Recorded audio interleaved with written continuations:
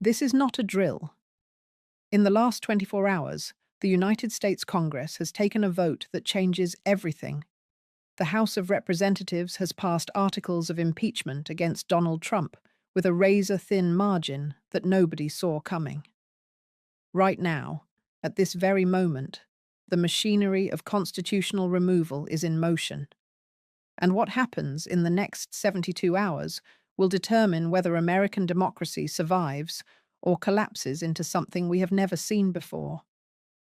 I am going to walk you through exactly what is happening behind closed doors, the secret negotiations that mainstream media will not touch, and the four possible scenarios that will unfold starting tonight. But here is what you need to understand immediately. This is not like 2019. This is not like 2021. The political calculus has shifted, and sources inside the Capitol are confirming that GOP senators are having conversations they swore they would never have. If you want real-time updates as this constitutional crisis unfolds, you need to subscribe right now. Hit that red button below because I will be breaking news the second it happens. Do not rely on cable networks that are 3 hours behind. Let us get into this. Inside the House chamber yesterday, the tension was suffocating. Representatives were not just voting. They were drawing lines that cannot be uncrossed. The final count came down to 218 to 217. One vote. A single representative made the difference between constitutional action and political stalemate. That margin tells you everything about how fractured this moment truly is. Within minutes of the gavel falling, Trump fired off a response on Truth Social that sent shockwaves through Washington. He called the vote a witch hunt, a hoax, and promised that he would never resign under any circumstances. His language was defiant, aggressive, and according to sources close to the White House, exactly what his legal team told him not to say. But Trump does not listen to lawyers. He listens to his instincts, and his instincts right now are telling him to fight. Meanwhile, the silence from GOP leadership is deafening. Kevin McCarthy has not issued a statement. Mitch McConnell has not taken questions. That silence is not neutrality. It is calculation. When powerful people go quiet during a crisis, it means they are waiting to see which way the wind blows before committing to a position. And that hesitation, that split-second pause, is where the real battle is happening. But here is what nobody is talking about.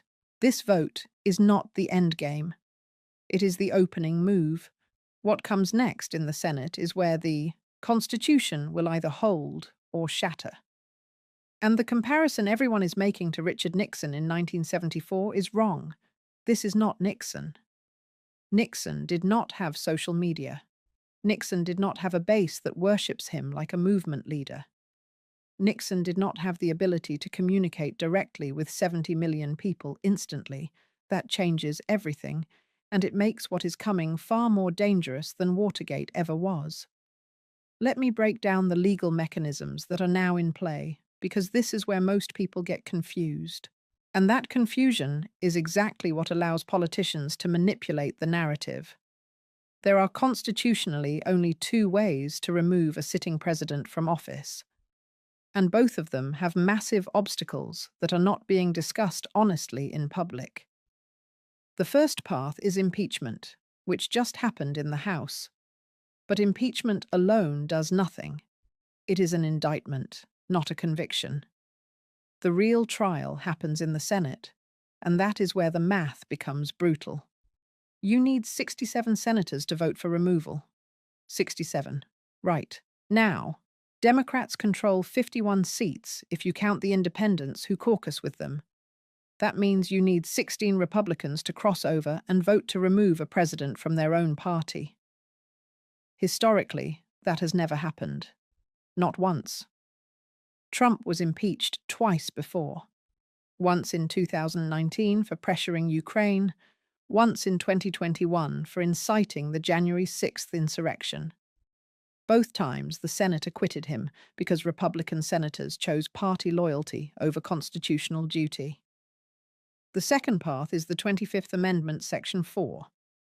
This allows the Vice President and a majority of the Cabinet to declare the President unable to discharge his duties. If that happens, power transfers immediately to the Vice President. But here is the catch. The President can challenge that declaration, and then Congress has to vote. You need 2/3 of both chambers to keep him removed. That is an even higher bar than impeachment, and it requires the President's own appointees, people he personally chose to turn against him. J.D. Vance invoking the 25th Amendment against Trump not happening. The cabinet members owe their positions to him. They are not going to commit political suicide. Now, here is the part that mainstream media is completely ignoring. And this is where it gets critical. There is a third mechanism that nobody is talking about. Section 3 of the 14th Amendment, also known as the Insurrection Clause. It states that anyone who is engaged in insurrection or rebellion against the United States cannot hold federal office. This clause is self-executing, meaning it does not require a Senate trial. It does not require 67 votes. Multiple states have already tried to use this to bar Trump from their ballots. Colorado, Maine, Illinois all attempted to disqualify him under this provision before the Supreme Court intervened. But if Congress formally invokes Section 3, the calculus changes entirely. That is the nuclear option nobody wants to discuss, because it bypasses the traditional impeachment process and goes straight to constitutional disqualification. So who is really pulling the strings behind this impeachment vote? Because I promise you, this did not happen organically. There are power players operating in the shadows, and their fingerprints are all over this. Start with the mega donors. The Koch network, which has bankrolled Republican campaigns for decades, has gone silent on Trump. That silence is not accidental. When billionaires stop writing checks, politicians notice immediately.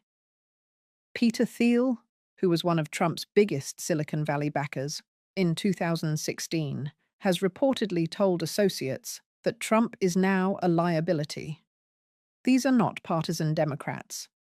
These are Republican establishment figures who built the modern conservative movement, and they are walking away. Then you have the split inside the GOP itself.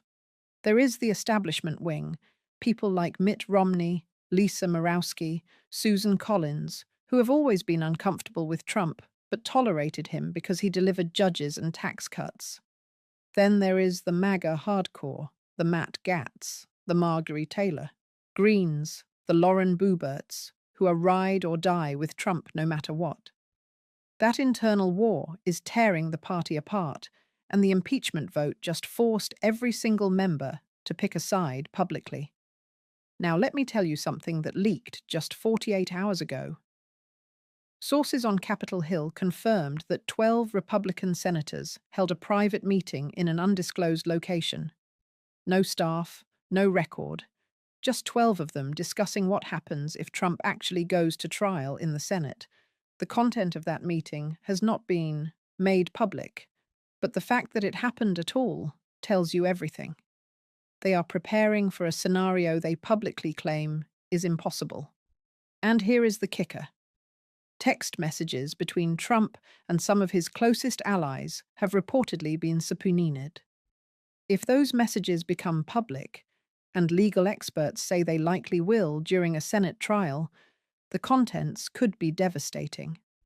We are talking about potential evidence of witness intimidation, obstruction of justice, and coordination with individuals currently under federal indictment. But the real question is this: why are even Trump's most loyal defenders starting to hesitate? The answer comes down to cold electoral math. If the GOP ties itself to Trump and loses badly in 2026, the party could be out of power for a generation. Let me lay out the 4 scenarios that are now on the table, and I want you to understand that each of these is a real possibility. This is not speculation. These are the war games being run inside strategy rooms, right now. Scenario 1. Trump wins. I give this a 40% probability. The Senate holds a trial, but Republicans hold the line. Fewer than 16 GOP senators flip, and Trump is acquitted for the third time. If this happens, he will emerge more powerful than ever.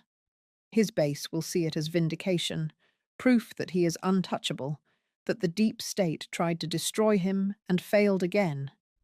He will rally his supporters harder, and the 2024 election becomes a referendum on persecution versus patriotism. But here is the danger. If Trump survives this, it sets a precedent that is catastrophic for the future.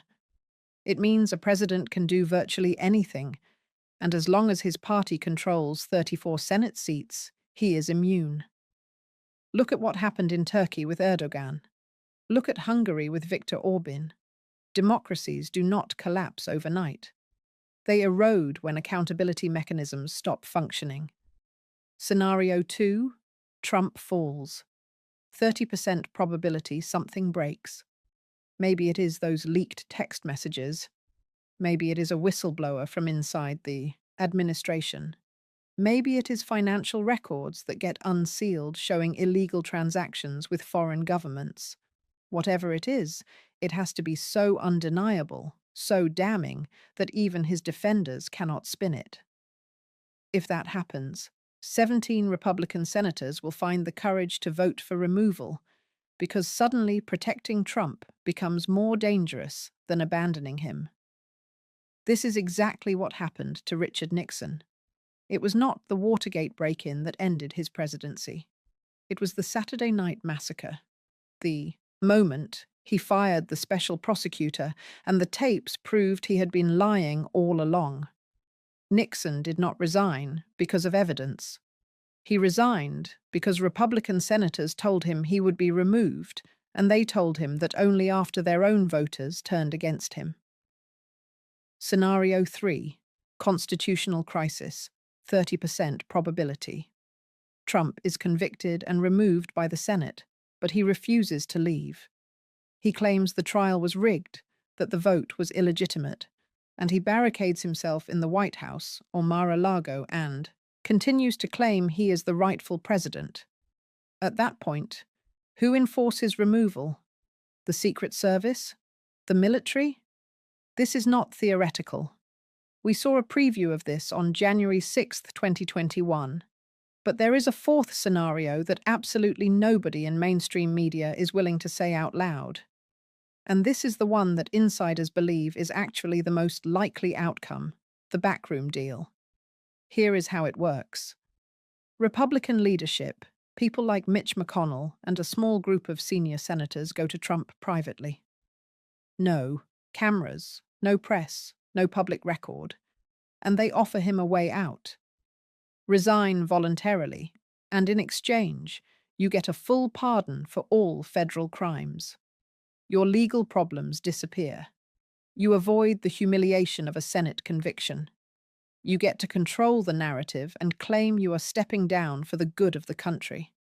This is not fantasy. This is exactly what happened with Richard Nixon in 1974. Nixon resigned, and Gerald Ford pardoned him 1 month later. It was a deal negotiated in secret that allowed Nixon to escape prosecution. And right now, multiple sources close to Trump's inner circle are confirming that this conversation is happening.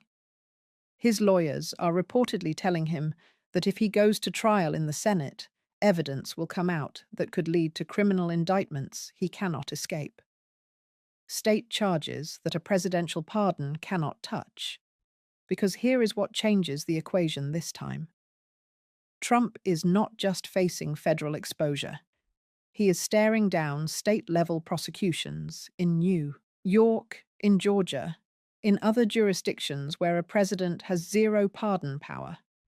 The Manhattan DA has financial records showing potential bank fraud, tax evasion, and falsification of business documents. The Fulton County DA in Georgia has him on tape asking officials to find votes. Those cases do not go away. even if he cuts a federal deal. So the real question is not whether Trump can survive a Senate trial. The question is whether he can be convinced that resignation is his only path to avoid prison and that negotiation is happening right now. Now, let me take you beyond American borders, because what happens in Washington does not stay in Washington. The entire world is watching this, and the implications are staggering. NATO allies are terrified. Behind closed doors, European leaders are asking the same question. If America cannot hold its own president accountable, how can we trust that your security commitments mean anything? The transatlantic alliance, which has kept the peace in Europe for 75 years, is built on credibility, and credibility is collapsing in real time. Meanwhile, adversaries are celebrating. Vladimir Putin is watching this chaos and smiling. Xi Jinping is taking notes.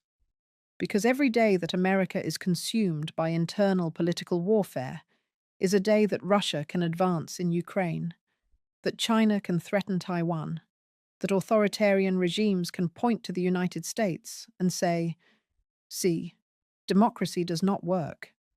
Look at them tearing themselves apart." Financial markets are reacting too. The Dow Jones has been volatile. Bitcoin spiked as investors look for safe havens outside traditional systems. Gold is climbing. These are not just numbers. These are signals that global confidence in American stability is shaking. And here is the long-term nightmare scenario. If Trump either survives this or burns the system down fighting it, the message to every other democracy on earth is clear. Strong men win, institutions lose. Accountability is optional if you have enough loyalty and enough willing to fight for you.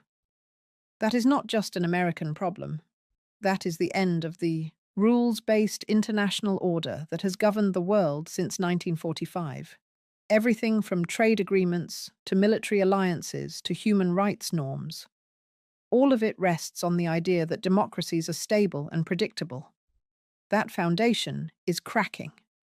So, what can you actually do about this? Because I know a lot of you are watching this feeling powerless, like these decisions are being made by people in rooms you will never enter. But that is not true. Public pressure works, and history proves it. First, call your senators. I am serious. Not an email, not a tweet. Pick up the phone. Senate offices track phone calls, and when they get flooded with constituent calls, it moves the needle. The number for the Capitol switchboard is 2022-222-431-021. Call and tell them how you expect them to vote. Second, peaceful protest matters. The civil rights movement did not win because of backroom deals. It won because millions of people showed up in the streets and made inaction more costly than action. The same thing happened during Watergate. Public opinion shifted, and once it did, politicians followed. Third, use social media strategically. Hashtags like Ash hold them accountable, and constitutional crisis are trending right now. Amplify voices that are demanding transparency. But here is the key. Do not just share outrage, share action items. Tell people how to contact their representatives. Give them the tools to apply pressure. But let me be very clear. This has to stay legal and peaceful. Vigilantism destroys movements. Violence delegitimizes causes. The moment this turns destructive, you lose the moral high ground and you hand ammunition to the people you are trying to hold accountable. Let me bring this together because we are running out of time and the clock is ticking faster than most people realize. Here are the 3 things you need to lock into your mind right now. First, the House vote is done. Impeachment has happened, but impeachment is not removal. The Senate trial is where this gets decided, and that trial could start within 72 hours. Second, the next 3 days are the most critical window in modern American political history. Backroom negotiations are happening right now. Senators are being pressured from every direction. Evidence is being compiled. Legal strategies are being finalized. What happens between now and the weekend will determine the outcome. Third, this is not just about Donald Trump. This is about whether the system of checks and balances that has held this country together for 250 years still functions. If accountability fails here, the president will shape American politics for the next 50 years. So here's the question I want you to sit with. Are we watching the collapse of the oldest democracy in the world? Or are we watching the moment when the system finally finds the courage to heal itself? Because it could go either way, and nobody knows yet. I am tracking something right now that I cannot fully report yet, but it involves financial transactions between Trump-affiliated entities and foreign oligarchs. If what I am hearing is accurate, it is going to blow this story wide open. Stay with me. I will have that update as soon as I can verify it. But for now, understand this. We are in uncharted territory, and silence is not an option. Subscribe to this channel right now. Hit that red button and turn on notifications because I will be updating you the second anything breaks. This story is moving by the hour, not by the day. Share this video everywhere. People need to know what is really happening, not the sanitized version the networks are feeding them. Drop a comment below. Do you think Trump survives this, or is this finally the end? I want to hear from you. Tonight, I am going live to cover the Senate response as it happens. Join me. This is history unfolding in real time, and the truth will not be silenced.